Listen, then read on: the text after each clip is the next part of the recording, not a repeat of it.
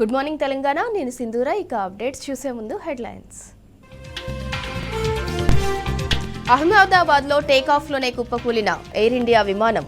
241 మంది దుర్మరణం. ప్రమాదం నుంచి బయటపడ్డ వ్యక్తి.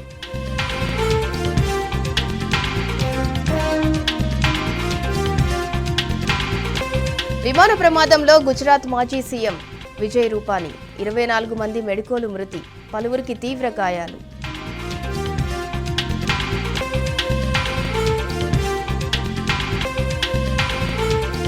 విమాన ప్రమాదంపై రాష్ట్రపతి, ప్రధాని సహా ప్రముఖుల దిగ్భ్రాంతి.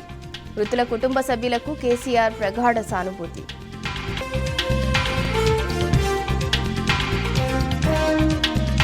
రేవంత్ను నమ్మితే రాష్ట్రంలో కాంగ్రెస్ ఖతమే.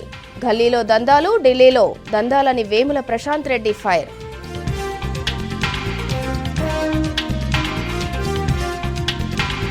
తెలంగాణ విద్యార్థుల సమస్యలపై రాహుల్ ఎందుకు స్పందించారు? విద్యార్థులకు ఇచ్చిన హామీలను తుంగలో తొక్కారని ఆర్ఎస్పీ ఫైర్.